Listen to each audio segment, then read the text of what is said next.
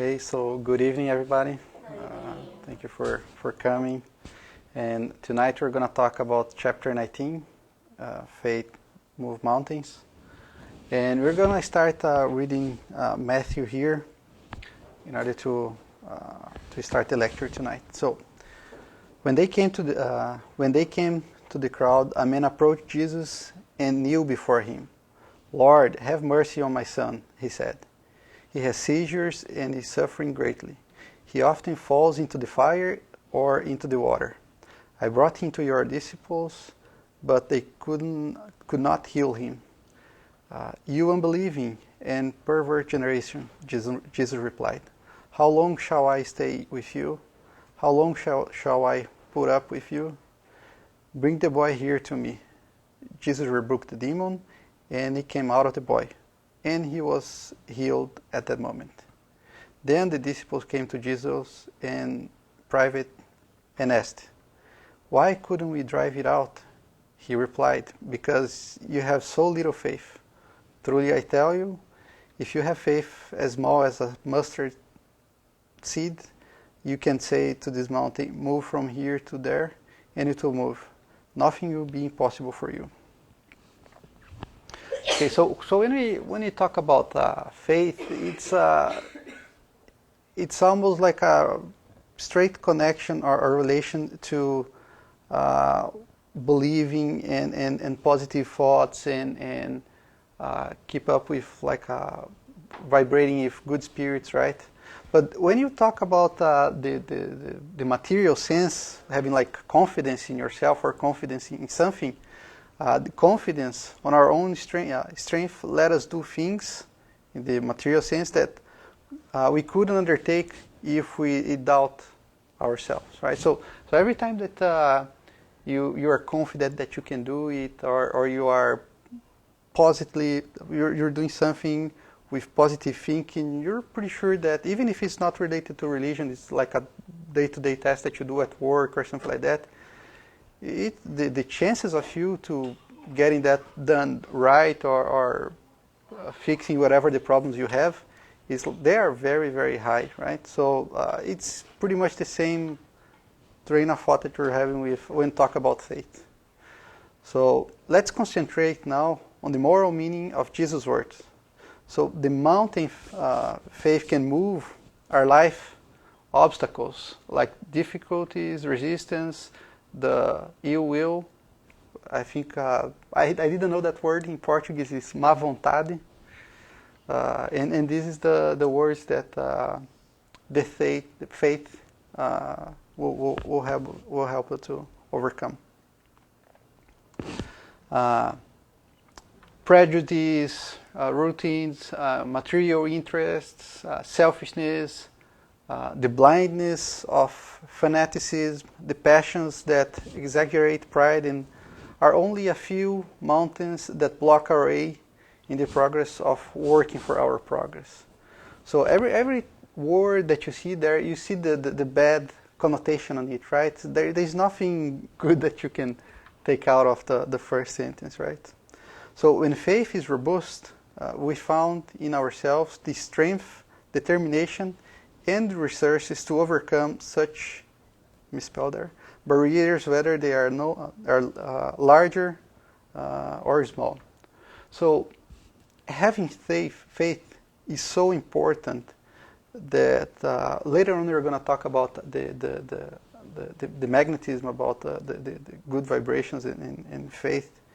But right now we need to understand that having faith is going to help us so much in our life, in our spiritual journey, and also in our daily life when it comes to other matters that are not related to the religion or to the beliefs that we have. So faith gives us the clarity of mind that let us visualize our goals and the means of attaining it. Remember that every time that we are vibrating with the good spirits, that we are in tune with good thoughts, these is always something that we should try to maintain, right? Because we know that we are always being influenced by other spirits that are around us, right? So if you can have faith in something, just because you're focusing your mind to it, you are, without noticing, but you're already thinking about good things. You are achieving like a higher level of vibration that will bring the help of our of the light spirits that are always there to help us. So faith, when revealed and sincere, is always calm. Sometimes you're going through some issues and some problems, and the first thing that I'm not going to say the first thing, but something that happens is that people, they get desperate, right? This is something that happens very, very often. And if you can focus on faith, if you can focus on good things, this is always going to make you, you're going to be calm if you focus on that one, right? And you know that the first thing that you have to do before you react and is think about, okay, let's not react with thinking in revenge and bad thoughts, right? We always have to be, every time that you're about to take an action, if we can put our vibrations high and have good thoughts, that's a very, very good start. Because it's supported by reason and understanding of life, it teaches patience and gives us assurance that we will eventually grasp what we reach for. So this one here is more related to the how is it called? To the rational faith, right? We're not talking about the faith that is I'm not going to say imposed, but it's like the blind faith, right?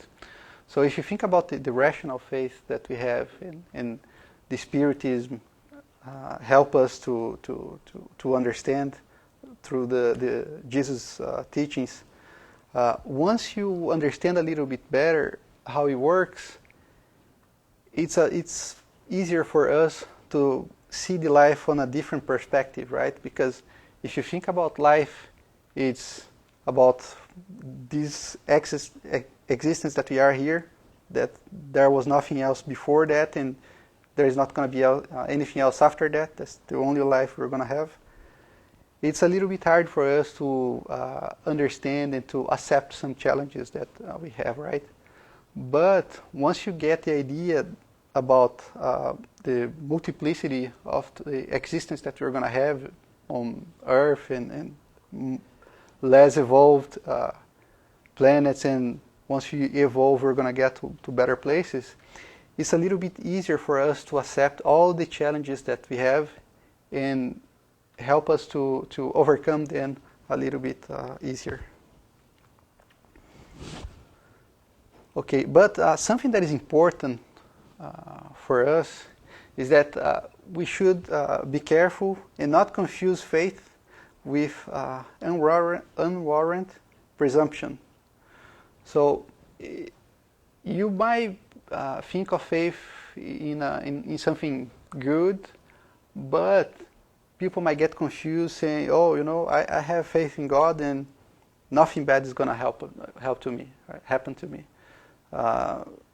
And I can do whatever I want. Because I have faith, I can do whatever I want and nothing bad is going to happen to me. It's not like that, right?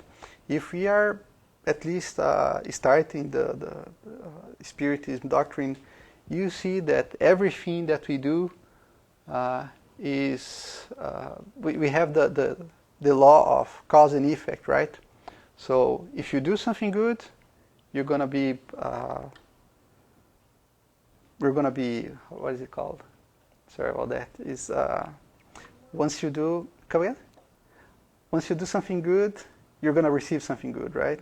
So treat others like you want them to treat you. So, but if you do something bad, if you make mistakes, you're gonna have to pay for it, right? You're gonna have to work on it in order to get even.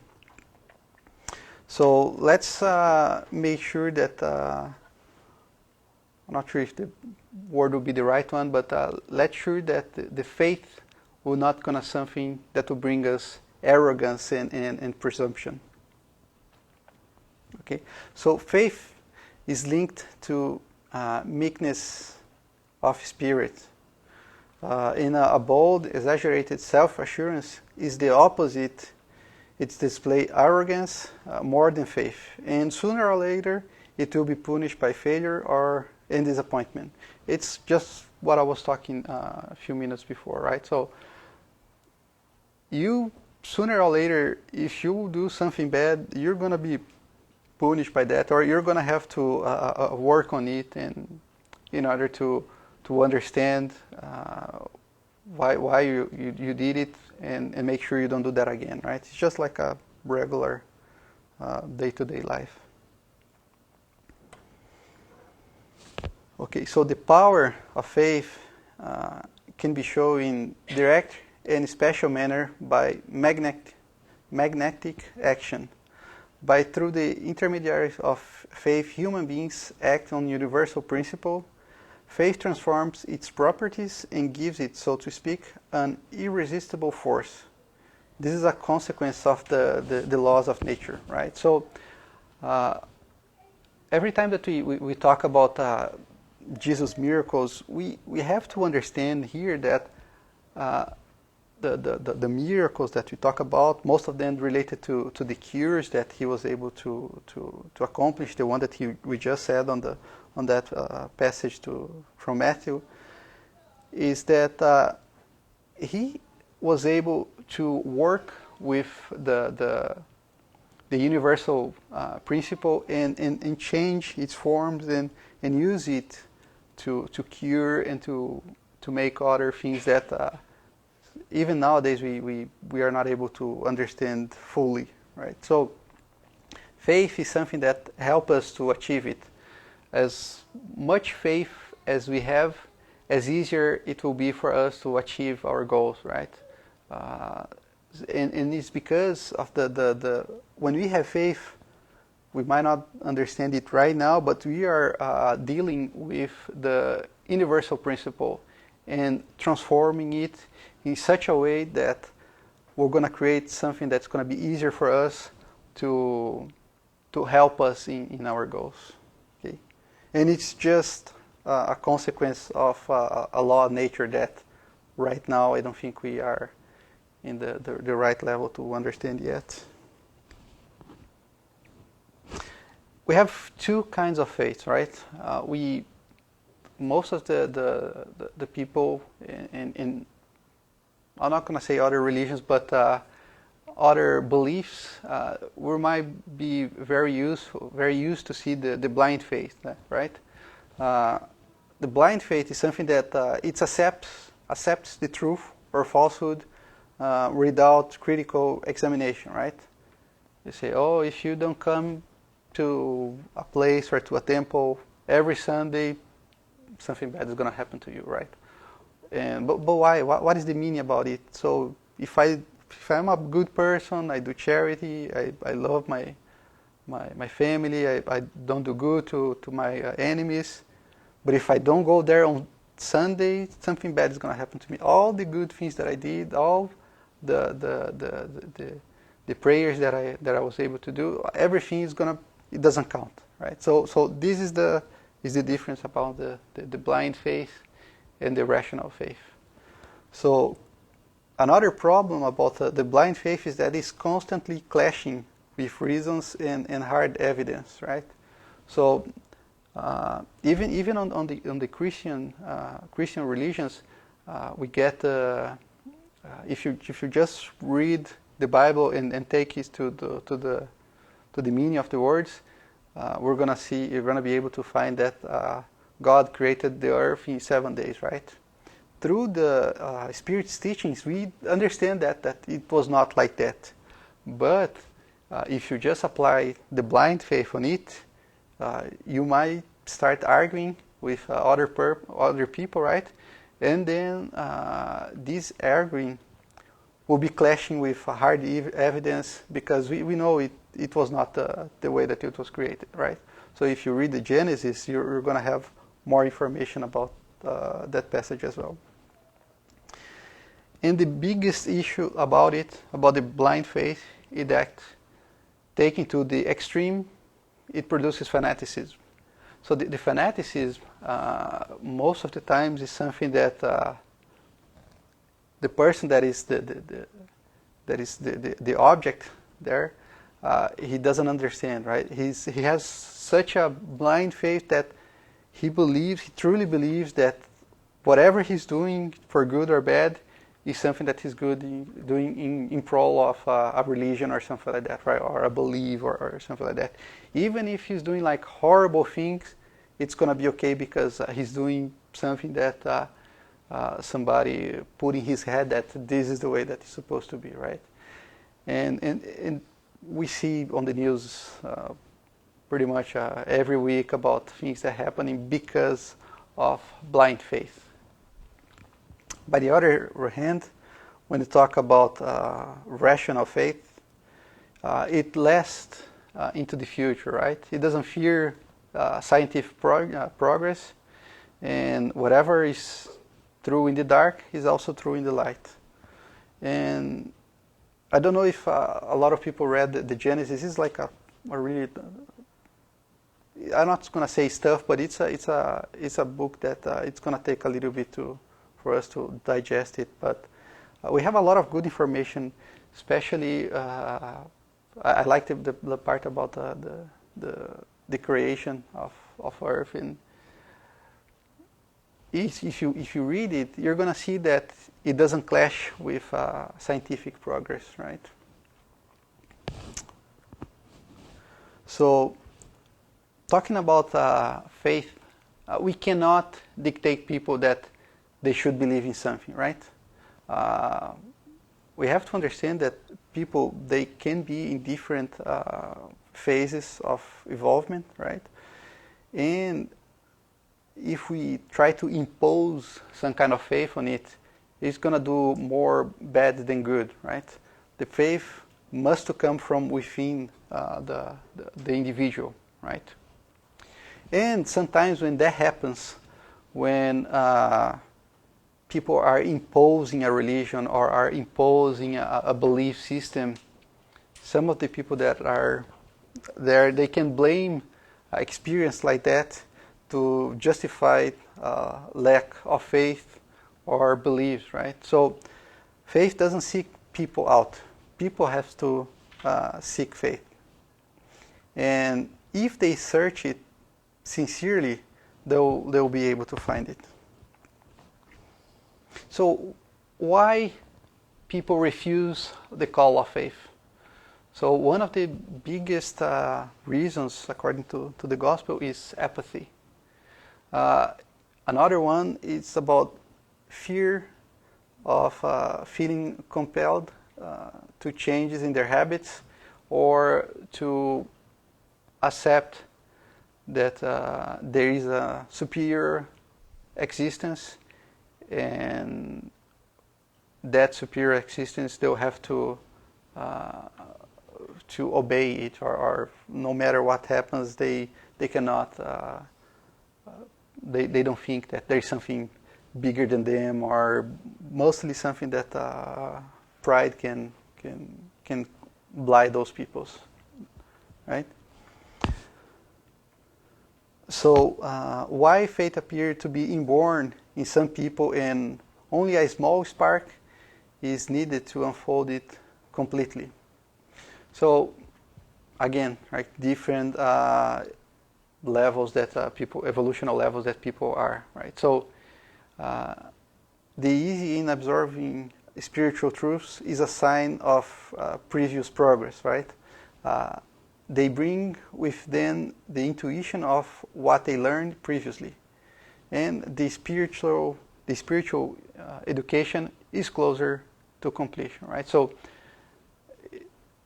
every time that we are able to participate in any kind of belief system or any kind of it doesn't have to be specific to spiritism, but any religion that's gonna teach you to be a better person, any religion that's going to teach you to love your neighbors, right, to do to others whatever you want them to do to you, any kind of belief system that is going to help you with that in ace these virtues is going to bring you, it's going to make you evolve faster than what somebody that has no faith or doesn't believe in anything will have, right? So any kind of spiritual education is better than nothing, right? It's so if we can have, or if you can help people to find their path, especially when we talk about kids, right? To our sons, if we can help them to receive some spiritual education, that's going to help them not only in this life that they are receiving it, but on the future lives that they'll have, because it's going to be easier for them on the future lives, and maybe they are more evolved than us, they already had that on their past lives. It's going to make it easier for them to accept. Okay, so something that we have to understand is that faith needs education. I don't remember if you were able to watch the lecture that we have from not Eduardo, but from Adalberto. He talked about it, and yeah, that's right. It was in Portuguese, but he was talking about how important is the education, right? And when you talk about the blind faith and I forgot the term now, the educated faith, nowadays it's not enough to only see, right? If you see, it's not enough for you to believe, right? So if you can read the 5 basic books from the Spiritism doctrine, that's going to help you a lot on your journey, right?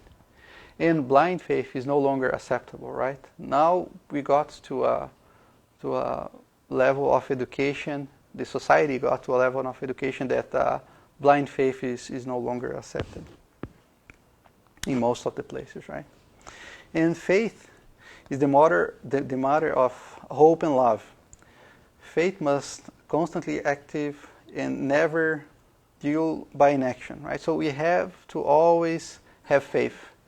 And from faith comes hope and love, virtues that together form an inseparable trinity. So again, right, we have to have faith, but we have to understand that faith by itself is not going to do everything for us, right? So we have to keep in mind that the faith will help us, but this is something that we're going to have to keep searching for everything that we can do, like charity, like respecting the differences, especially other belief systems, right? And love each other, right? So if we can think about it, we will understand a little bit better that faith by itself is not gonna fix all the problems of the world, right?